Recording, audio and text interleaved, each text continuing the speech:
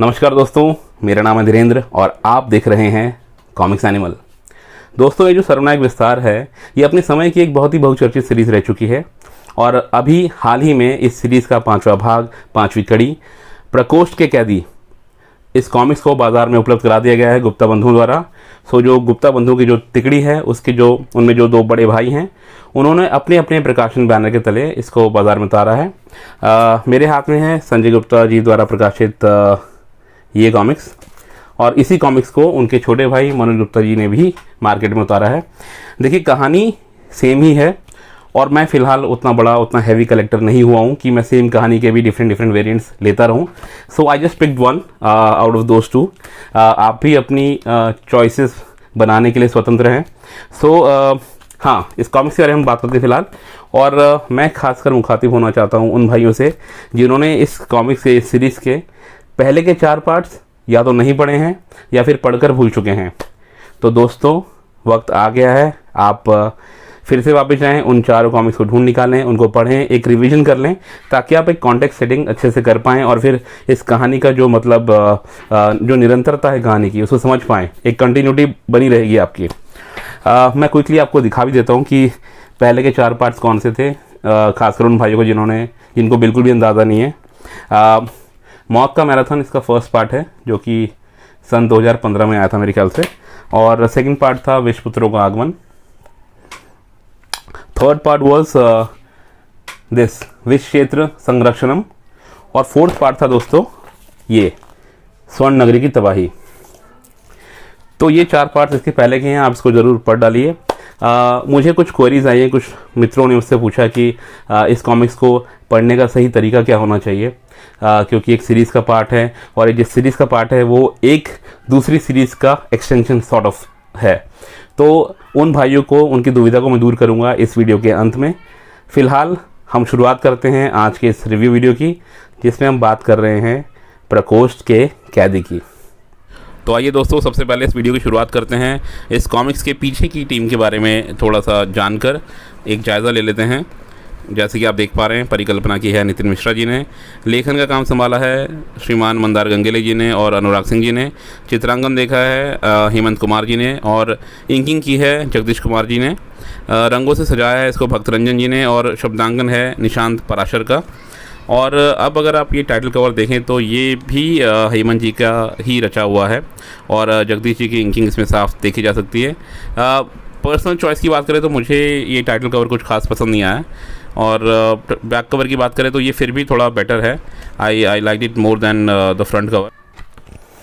दोस्तों, कहानी की बात हम करेंगे अब।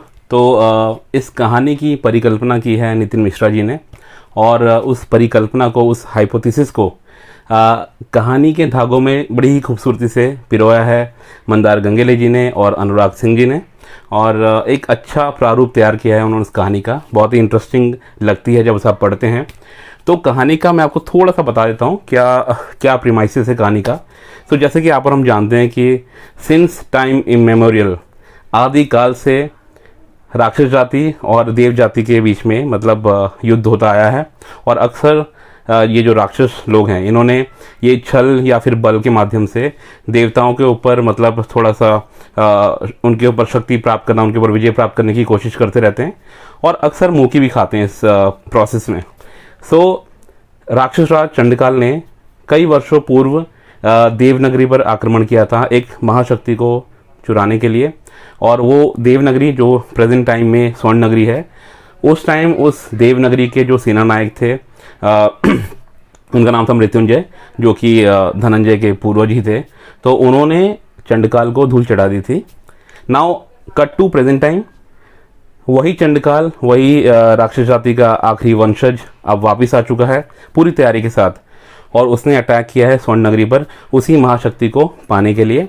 और इस बार दोस्तों वो आया है पूरी तैयारी के साथ, क्योंकि स्वर्ण नगरी की जो सुरक्षा प्रणाली है, जो सुरक्षा तंत्र है, उसको वो अभेद्य है, उसको भेदना बिल्कुल मुश्किल है।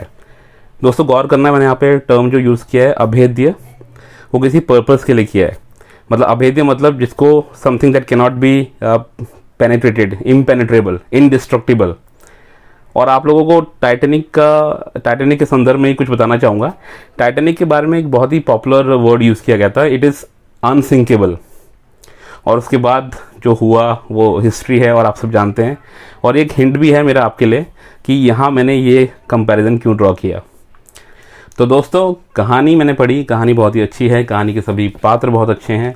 और जैसे कि एक फ्लेवर रहता है सर्वनायक सीरीज़ और सर्वनायक विस्तार सीरीज़ के अंतर्गत जो भी कॉमिक्स अभी तक आई हैं, एक बड़ा कैनवस रहता है जहाँ पे आरसी यूनिवर्स के सभी किरदार एक मंच पर आते हैं, उनके बीच में कई एक्टिविटीज़, कई एपिसोड्स अनफोल्ड होते हैं।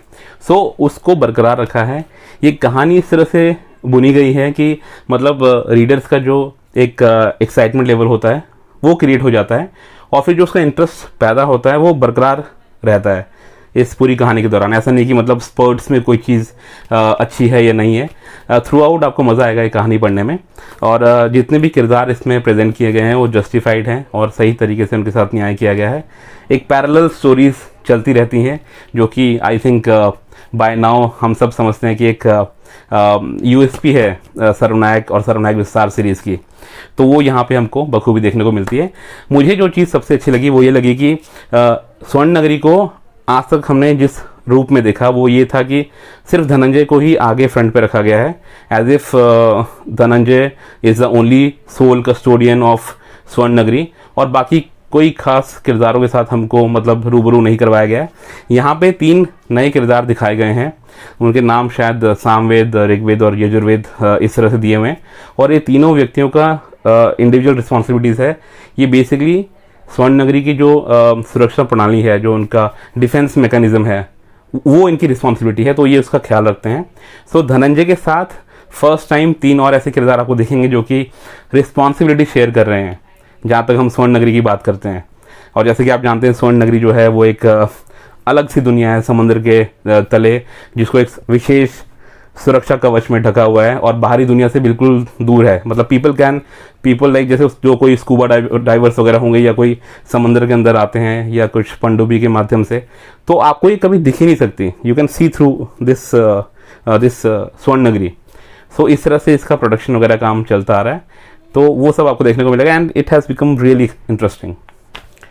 तो दोस्तों कहानी बिल्कुल it's absolutely fab. I mean बस एक एपिसोड ऐसा है, एक इनफैक्ट एक पैनल मैं कहूँगा जो कि मुझे पर्सनल लेवल पे पसंद नहीं आया, क्योंकि देखिए जो भी हमारे विलेंस हैं आरसी यूनिवर्स के, हम लोगों ने इतनी पढ़ डाली है ना कहानियाँ, जो रेगुलर रीडर्स हैं वो जानते हैं इस बात को मैं जो कहना चाह रहा हूँ कि सभी विलेंस, सभी हीरोज़ का अपना एक मैनरिज्म होता है, एक डायलॉग डिलीवरी का अंदाज़ होता है और उनका बोलने का जो तौर तरीका होता है उससे हम भली भांति वाकिफ़ हैं।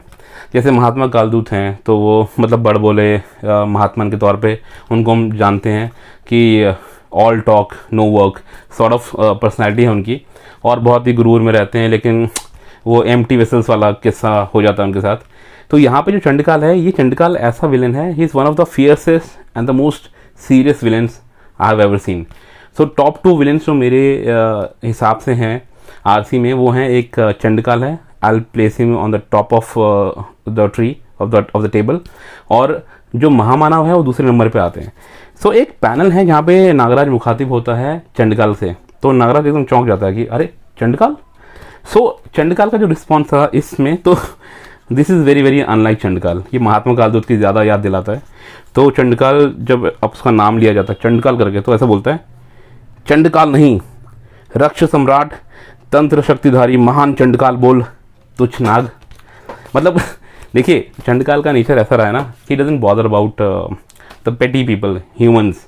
वो राक्षस है तो वो कुछ समझता ही नहीं है ह्यूमंस को, तो he places himself above and beyond them, और वो बॉदर भी नहीं करता। वो आता है, अपना काम करता है, सीरियसनेस के साथ काम करके आगे निकल जाता है। वो ही doesn't bother to explain himself, अपनी महानता का बखान खुद नहीं करता। तो वो चीज़ मेरे को थोड़ा सा लगा। कहानी बिल्कुल ठीक है and most of the people will not even see through this little things, but मैं एज अ रीडर जब मैं घुसा हुआ हूँ आरसी यूनिवर्स में, तो थोड़ा सा मुझको लगता है कि नहीं यार, थोड़ा डायलॉग्स भी अप्रोप्रिएट होने चाहिए कैरेक्टर्स के हिसाब से। बाकी इट्स परफेक्ट। चलिए अब हम बात करेंगे इस कॉमिक्स के आर्टवर्क की। तो मोटे मोटे तौर पे देखा जाए तो हेमंत कुमार जी ने अच्छा काम किया है, और जगदीश कुमार जी ने भी उनके आर्ट के साथ अपनी उत्कृष्ट इंकिंग से पूरा न्याय किया है। भक्त रंजन जी ने सभी पैनल्स को रंगों से बहुत ही बेहतरीन तरीके से सजाया है। वापस आते हैं हेमंत जी पर। देखिए अगर टाइटल कवर की बात करें, जैसे मैंने पहले भी कहा कि मुझे कुछ खास जमा नहीं, बट अंदर के पेजेस ने वो शिकायत भी दूर कर दी। देखिए हेमंत जी बड़े खिलाड़ी हैं। सर्वनायक और सर्वनायक विस्तार नामक जो ये सीरीज़ है, ये बड़े कैनवस वाली कहानी है जिसमें किरदारों की, उनके बैकग्राउंड स्टोरीज़ की और मल्टी डायमेंशंस की भरमार है। मैंने देखा है कि हेमंत जी बड़े कैनवस के साथ पूरा न्याय करते हैं। बस एक छोटी सी शिकायत रह गई मेरी, महामानव को उन्होंने थोड़ा सा अटपटा सा ड्रॉ किया है, बट अगेन अगर उनको बेनिफिट ऑफ डाउट देना हो तो ये कह सकते हैं। ये देखिए, ये महामानव, इसकी बात कर रहा हूँ मैं, थोड़ा सा मतलब अटपटा सा लग रहा है। हाँ, तो मैं कह रहा था कि उनको अगर हम बेनिफिट ऑफ डाउट देना चाहें तो ये कह सकते हैं कि महामानव का जो मानसिक विकास है वो करोड़ों वर्ष बाद के मानवों जैसा है, बट उसकी शारीरिक जो संरचना है वो बद से बदतर होती गई है। और ये बदसूरती की इंटरप्रिटेशन हेमंत जी की थोड़ी सी अलग है, बस यही कह सकता हूँ मैं उनके डिफेंस में। और एक बात जो उनके आर्टवर्क में कंसिस्टेंट है वो ये है कि वो चेहरे नहीं बनाते हैं कई जगह, और मैं इस बारे में पहले भी बात कर चुका हूँ नागपर्व के रिव्यू वीडियो में। खैर छोड़िए, जहाँ वो चेहरे बनाते हैं उनमें से मेरे कुछ फेवरेट पैनल्स हैं जो मैं आपको दिखा देता हूँ। पहला तो ये, जिसमें नागराज बहुत ही शानदार अंदाज में गलाला गीचा करके जो डायनासोर है उसको मतलब खींच कर ले जाते हुए, मुझे ये शॉट काफ़ी पसंद आया। और उससे पहले वाले पेज में ये शॉट भी बहुत अच्छा था, इसमें गलाला गीचा को एक ज़बरदस्त मुष्टि प्रहार करते हुए बहुत ही अच्छा लगा मुझे, क्योंकि उससे ठीक पहले वो बहुत महात्मा कालदूत की तरह काफ़ी बड़बोलापन दिखा रहा था। और ये पैनल जो आप देख रहे हैं इसमें किरदारों की भरमार है, सभी तरह के किरदार आपको इसमें देखने को मिलेंगे, सारे पॉपुलर किरदार हैं। तो मुझे ये पैनल बहुत अच्छा लगा। खुशेक के फेसेस में उतनी डिटेलिंग नहीं की गई है, बट बावजूद उसके ये जो एक कैनवस है जिसमें सारे किरदार दिख रहे हैं, तो मुझे ये फ्रेम बहुत पसंद आया। और 3-4 और भी ऐसे मतलब फ्रेम्स थे जो कि मुझे पसंद आए, बट यहाँ फ़िलहाल मैं एक और शेयर करूँगा, दिस वन। ये जो देखिए अब चक्रवात पैदा किया गया है, ठीक है, उसकी जो रचना है, जिस तरह से दिखाया गया है, मुझे बड़ा पसंद आया। हेमंत जी ने यहाँ पे कमाल किया है। चलिए आइए अब बात कर लेते हैं इस कॉमिक्स की साइज़, प्राइस और नॉवेल्टी की। तो ये जो पूरी कॉमिक्स है ये 64 पेजेस की है वैसे तो, बट लास्ट का ये जो पेज है ये एडवर्टीज़मेंट वाला पेज है, और जो फ्रंट वाला पेज है वो बैकग्राउंड इन्फॉर्मेशन और क्रेडिट से भरा हुआ है। सो एक्चुअल स्टोरी जो है वो 60 पेजेस की है, और जो इसका प्राइसिंग है वो 400 रुपये की है। तो ठीक है, इट्स अ पैसा वसूल थिंग। और ये नॉर्मल साइज़ में उपलब्ध है कॉमिक्स का, अगर हम साइज़ की बात करें। सो मौत का मैराथन जो कि इसके प्रीवियस पार्ट में से एक है, तो उसके बिल्कुल बराबर साइज़ की है। It's a standard size that you see, जो शुरुआत से जैसी कॉमिक्स चली आ रही थी। और अगर हम नॉवेल्टी की बात करें तो ये धनंजय का एक बहुत ही प्यारा सा क्यूट स्टैंडी हमको मिलता है। और ये जो चमक आपको दिख रही है, इसमें कुछ चमकीला सा कुछ चीज़ डाली हुई है इसकी बाहरी सतह पर, तो ये काफ़ी क्यूट और काफ़ी अच्छा लगता है। एक ग्लो जो इसमें आता है देखने में। I really like all the standees. मेरे पास एक अच्छी खासी कलेक्शन बन चुकी है इन स्टैंडीज़ की। So guys, before I move on to the last section of this video, which is the Warwick section, I just want to quickly go back to what I said in the beginning of this video. मैंने कहा था कि मैं आपको towards the end of this video इस series को किस तरह से पढ़ना है और उसकी जो सिग्निफिकेंस है वो थोड़ा सा बताऊंगा। So ये जो 5 कॉमिक्स की जो आप मेरे हाथों में देख रहे हैं, 5 कॉमिक्स की जो सीरीज़ है सर्वनायक विस्तार, सो इसकी ज़रूरत क्यों महसूस की गई जब हमारे पास ऑलरेडी एक सर्वनायक सीरीज़ जो कि बहुत ही पॉपुलर सीरीज़ थी वो थी। तो मैं आपको जल्दी से इसका बैकग्राउंड देता हूँ कि सन 2013 में राज कॉमिक्स ने एक बहुत ही साहसिक और बहुत ही अनूठा एक प्रयास किया जो कि बहुत ही सक्सेसफुल हुआ। उन्होंने सर्वनायक सीरीज़ की शुरुआत करी और 2013 में युगांधर करके उसकी एक प्रस्तावना आई थी, और उसके बाद 12 पार्ट्स की सीरीज़ अब तक मतलब 12 पार्ट्स आ चुके हैं मार्केट में। तो सर्वनायक सीरीज़ 2013 से चलकर अभी तक चल रही है। सर्वनायक सीरीज़ के 2013 में शुरू होने के ठीक 2 साल बाद आई थिंक 6वां या 7वां पार्ट आया होगा, सर्वक्रांति करके शायद, I am not too sure. तो 2015 में मौत का मैराथन, ये सर्वनायक विस्तार का फर्स्ट पार्ट आया। और इसकी परिकल्पना किस तरह से हुई, जब सर्वनायक सीरीज़ की कहानी चल रही थी और बहुत पसंद की जा रही थी, तो उसमें ये पाया राज कॉमिक्स की टीम ने ये नोटिस किया कि काफ़ी कैरेक्टर्स हैं जिनको हमने एक बड़े से कैनवस पे साथ उतारा है, उनके आपस में काफ़ी एक्टिविटीज़, एक्शन वगैरह हो रहा है, संवाद वगैरह हो रहा है, सामना हो रहा है, कैरेक्टर्स की भिड़ंत हो रही है। सो कुछ बैकग्राउंड स्टोरीज भी साइमल्टेनियसली चल रही हैं। लेकिन सभी किरदारों के साथ वो संभव न्याय नहीं कर पा रहे थे। तो उनको ऐसा लगा कि कुछ किरदार ऐसे हैं जिनकी बैकग्राउंड स्टोरी काफ़ी इंटरेस्टिंग बन सकती है और उसको बताया जाना चाहिए रीडर्स को। तो उन्होंने सोचा कि सर्वनायक सीरीज तो चलने दो, उसकी एक थीम है जहाँ पे Yugam who is playing something godly like figure, और वो सभी सर्वनायकों के साथ एक गेम खेल रहे हैं जिसमें डिफरेंट मतलब पास्ट और प्रेजेंट और फ्यूचर तीनों युगों तीनों टाइमलाइन के दुनिया मतलब दांव पर लगी हुई है। तो उसके इतर उन्होंने सोचा कि एक सर्वनायक विस्तार करके सीरीज़ की शुरुआत करते हैं, जहाँ पे इस सीरीज़ के अलावा जो ये महानायक हैं उनके क्या क्या बैकग्राउंड स्टोरीज थी और इस सीरीज़ से पहले और बाद में क्या क्या चीज़ें हुई उनके साथ, उसको पेश किया जा सके।